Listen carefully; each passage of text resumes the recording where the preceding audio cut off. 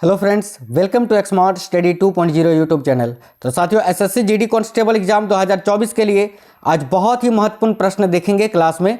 ये क्वेश्चंस बहुत ही ज़्यादा महत्वपूर्ण है, तो शुरू से अंत तक आपको देखना है, क्योंकि ये क्वेश्चंस प्रीवियस ईयर क्वेश्चंस हैं जो कि इस बार भी आपसे पूछे जाने की पूरी उम्मीद है। तो चलिए शुरू करते हैं, देखते हैं क्वेश्चंस। और आज के क्लास का पहला क्वेश्चन है, कुल जनसंख्या को उपलब्ध कृषि योग्य भूमि के क्षेत्रफल में विभाजित करने पर क्या मिलता है। तो काफ़ी महत्वपूर्ण प्रश्न है ये। देखिएगा, कुल जनसंख्या को जब हम उपलब्ध कृषि योग्य भूमि के क्षेत्रफल में विभाजित करते हैं तो हमें क्या प्राप्त होता है। राइट आंसर होगा ऑप्शन नंबर सी, कृषि घनत्व। नेक्स्ट क्वेश्चन है, अगला क्वेश्चन देखते हैं। अगला क्वेश्चन है, तस्मान सागर किसके मध्य में अवस्थित है। तो काफी महत्वपूर्ण प्रश्न है साथियों। देखिएगा, तस्मान सागर ये किसके मध्य में अवस्थित है। तो याद रखिए, करेक्ट आंसर हो जाएगा ऑप्शन नंबर सी, ऑस्ट्रेलिया और न्यूजीलैंड के मध्य में। ठीक है, नेक्स्ट देखिएगा, मूंगफली का मूल स्थान कहाँ है। तो मूंगफली का मूल स्थान आपसे पूछ रहा है, तो याद रखिए मूंगफली का मूल स्थान ब्राजील को माना जाता है। तो यहाँ आपका राइट आंसर हो जाएगा ऑप्शन नंबर बी, ब्राजील। अगला है, जायरे के आधुनिक नाम क्या है।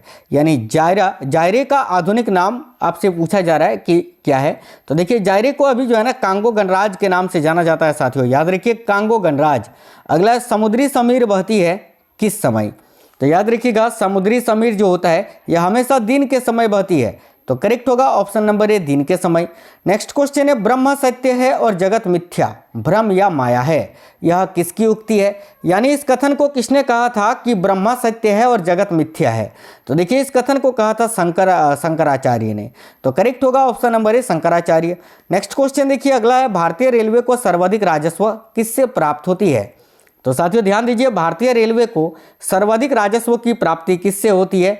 तो करेक्ट आएगा ऑप्शन नंबर बी, माल ढुलाई से। चलिए आगे देखिए, सूरत की फूट 1907 के बाद कांग्रेस किसके हाथ में आ गई। तो याद रखिए, सूरत की फूट 1907 के बाद कांग्रेस किसके हाथ में आ गई थी।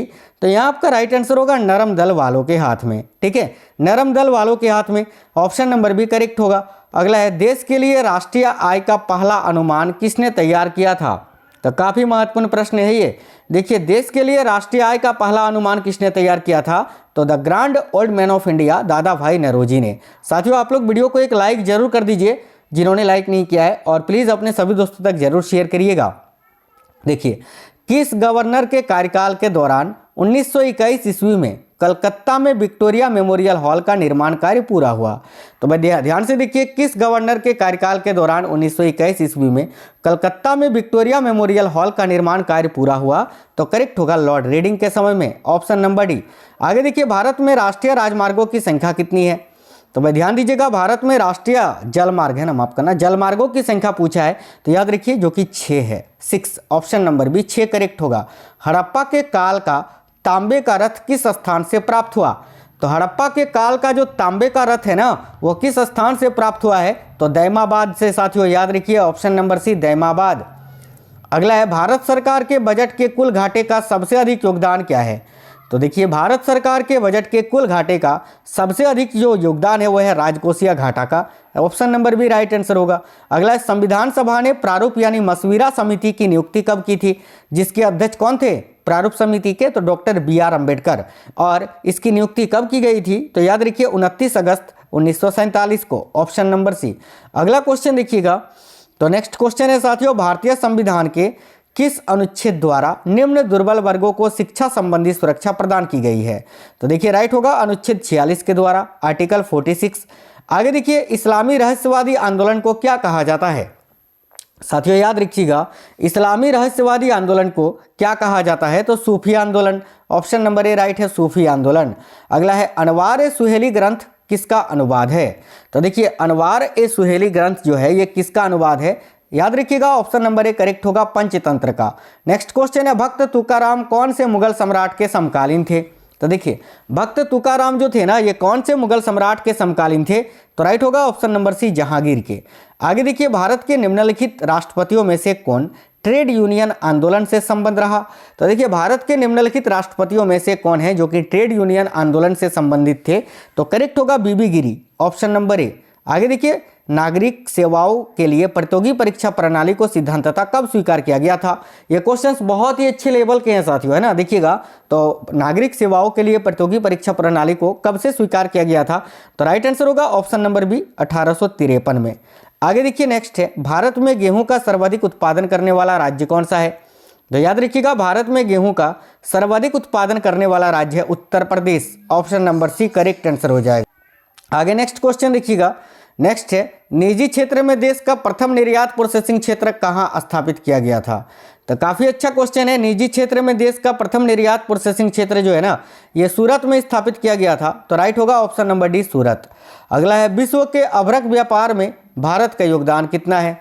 काफी महत्वपूर्ण प्रश्न है साथियों। तो याद रखिएगा, विश्व के अभ्रक व्यापार में भारत का योगदान कितना है? तो 60%। याद रखना, लगभग 60% अभ्रक का उत्पादन केवल भारत में होता है। अगला, निम्न में से किस एक जगह मुक्त व्यापार क्षेत्र नहीं है? यानी इनमें से वो कौन सा एक जगह है जहां पर कोई भी मुक्त व्यापार क्षेत्र नहीं है? तो साथियों देखिए, कांडला में भी है, मुंबई में भी है, विशाखापट्टनम में भी बंदरगाह है आपका, तिरुवनंतपुरम में नहीं है। Option number D right answer होगा। आगे देखिए, राष्ट्रीय कृषि अनुसंधान प्रबंधन अकेडमी कहाँ पर स्थित है? तो वह देखिए, राष्ट्रीय कृषि अनुसंधान प्रबंधन अकेडमी ये कहाँ पर स्थित है, ये आपसे पूछा जा रहा है। तो याद रखिए, ऑप्शन नंबर बी करेक्ट होगा, हैदराबाद में।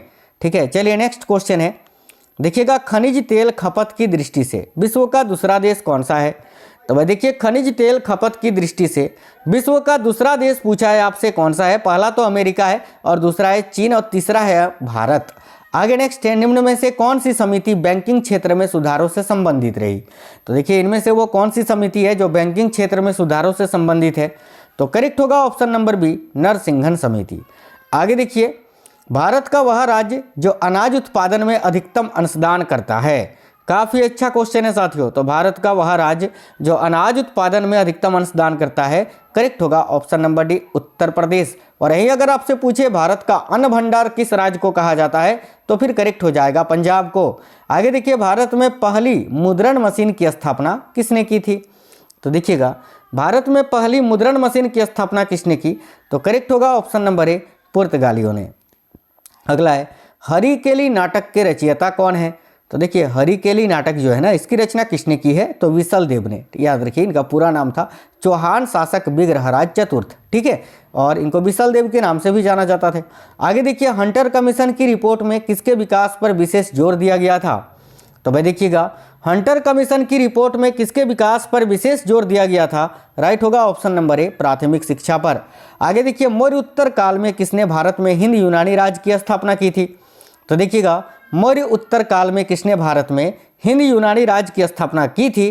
तो डेमेट्रियस ने। ऑप्शन नंबर ए राइट होगा। अगला है, हड़प्पा सभ्यता के संपूर्ण क्षेत्र का आकार किस प्रकार का था? तो काफी अच्छा क्वेश्चन है ये। देखिएगा, हड़प्पा सभ्यता के संपूर्ण क्षेत्र का आकार किस प्रकार था? तो याद रखिएगा, ऑप्शन नंबर सी राइट है, त्रिभुजाकार। नेक्स्ट है, हड़प नीति के अंतर्गत कौन से भारतीय राज्य हैं जो कब्जे में किए गए थे? तो साथियों देखिए, हड़प नीति के अंतर्गत कौन से भारतीय राज्य हैं जो कि कब्जे में किए गए थे? तो करेक्ट होगा option number B, Jhansi, Nagpur व सतारा। नेक्स्ट क्वेश्चन है, मंदिर निर्माण कला का जन्म सर्वप्रथम कब हुआ था? तो याद रखिएगा, मंदिर निर्माण कला का जन्म जो है ना, ये सर्वप्रथम गुप्त काल में हुआ था। ऑप्शन नंबर बी, गुप्त काल। नेक्स्ट है, दहसाला बंदोबस्त किससे संबंधित है? तो साथियों देखिए, दहसाला बंदोबस्त का संबंध किससे है? तो टोडरमल से। Option number C, Todarmal.